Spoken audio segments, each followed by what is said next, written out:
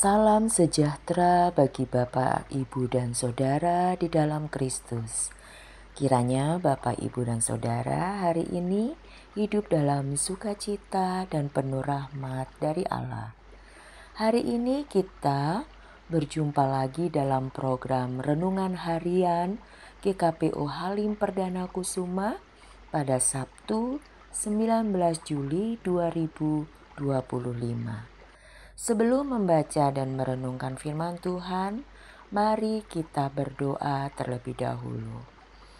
Kami bersyukur atas kasih dan rahmat-Mu ya Allah, atas berkat-berkat-Mu yang selalu baru setiap hari. Terima kasih atas kesehatan dan kelimpahan yang Engkau sediakan bagi kami. Saat ini kami hendak membaca dan merenungkan firman-Mu. Berkati dan urapilah kami agar kami dapat mengerti dan memahami firman Tuhan dan melakukannya dalam kehidupan kami. Demi Kristus Yesus kami berdoa. Amin. Bapak, Ibu, dan Saudara yang dikasihi Tuhan, renungan kita hari ini terambil dari kitab Amos pasal 6 ayat 1 sampai 14. Amos 6 ayat 1 sampai 14 dengan tema Allah sumber ketentraman abadi. Mari kita baca firman Tuhan. Sungguh celaka orang yang merasa aman di Sion, orang yang merasa tentram di Gunung Samaria, orang-orang terkemuka dari bangsa yang utama yang didatangi kaum Israel. Menyeberanglah ke Kalni dan lihatlah, berjalanlah dari sana ke Hamat yang besar itu dan pergilah ke Gad, daerah orang Filistin. Lebih baikkah mereka daripada kerajaan-kerajaanmu, atau lebih besarkah daerah mereka dari daerahmu? Hai kamu yang menganggap jauh hari malapetaka, tetapi membuat tirani kekerasan mendekat, yang berbaring di tempat tidur dari gading dan berleha-leha di ranjang, yang makan anak-anak domba dari kumpulan kambing domba dan anak-anak lembu dari antara kawanan lembu yang tambun, yang bernyanyi-nyanyi diiringi alunan gambus seperti Daud. Mereka memainkan alat-alat musik, yang minum anggur dari bokor dan meroleskan minyak yang paling baik, tetapi tidak berduka atas hancurnya keturunan Yusuf. Demikian firman Tuhan.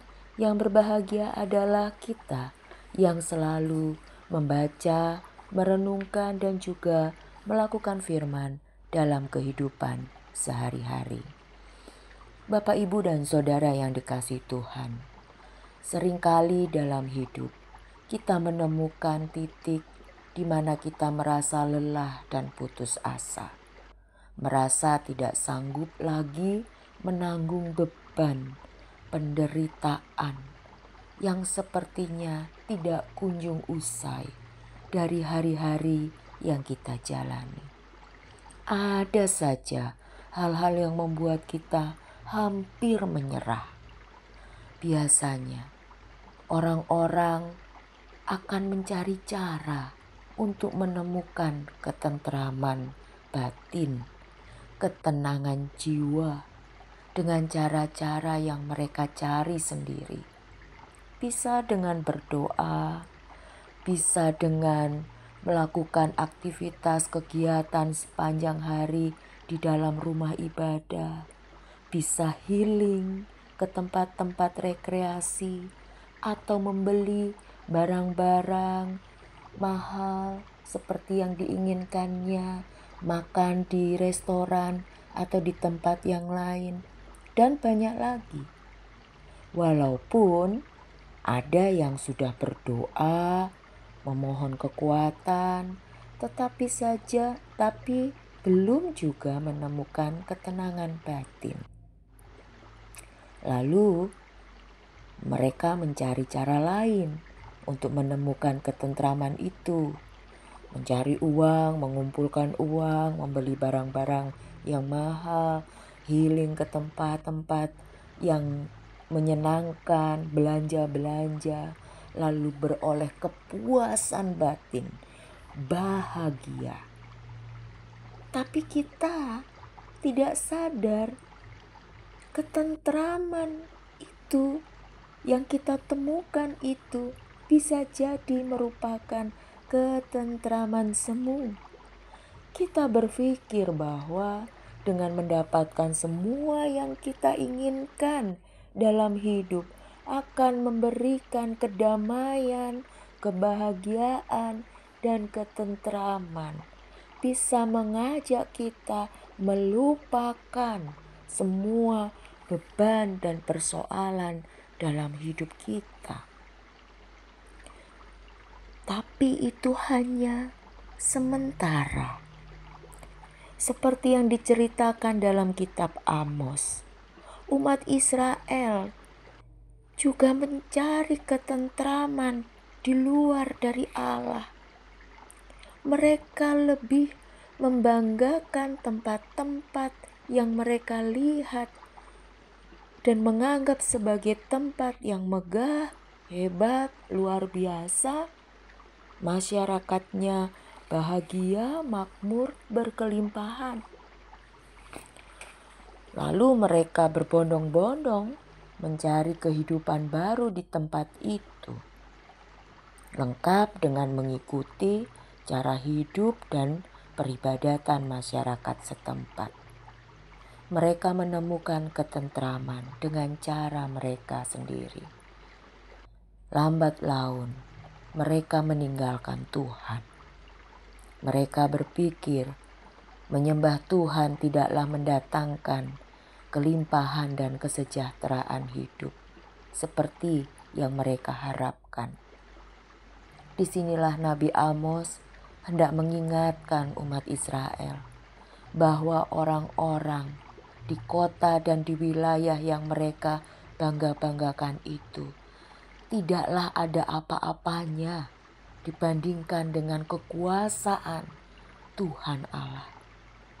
Jika Tuhan sudah berkehendak, apapun yang dimiliki umat, kekuatan dan kehebatan mereka akan lenyap dalam sekejap.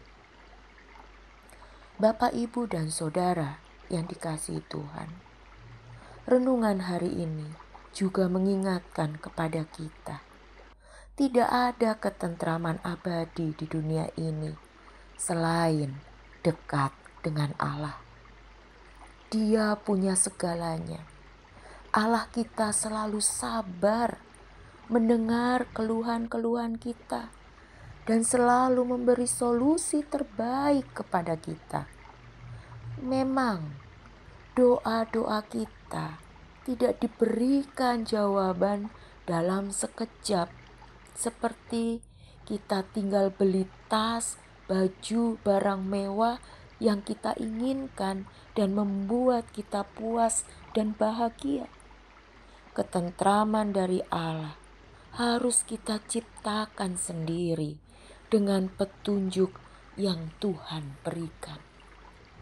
Jika kita peka, kita akan menemukan petunjuk-petunjuk itu.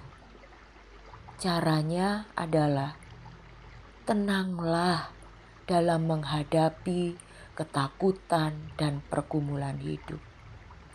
Sebab dalam ketenangan kita mendapatkan kekuatan. Kekuatan untuk melewati setiap rintangan dan tetap mengucap syukur dalam setiap keadaan. Ketenangan dan ketentraman yang kita cari dengan cara kita mungkin berhasil membuat kita bahagia. Tetapi itu adalah ketentraman yang semu, yang bisa habis. Uang habis, susah lagi. Sementara percaya kepada Allah dan melatih diri kita untuk tetap tenang, mengikuti petunjuknya, maka apapun yang terjadi dalam hidup kita, kita bisa tetap bahagia, tentram, karena kita terlatih untuk tenang. Itulah ketentraman yang abadi, yang tidak akan sirna di sepanjang hidup kita. Mari kita berdoa. Kami serahkan hidup kami sepenuhnya dalam tangan-Mu ya Allah, agar kami bisa tetap dekat kepadamu, tenang menikmati perjalanan hidup kami apapun yang terjadi, dan kami bisa menemukan ketentraman abadi bersama Tuhan. Amin.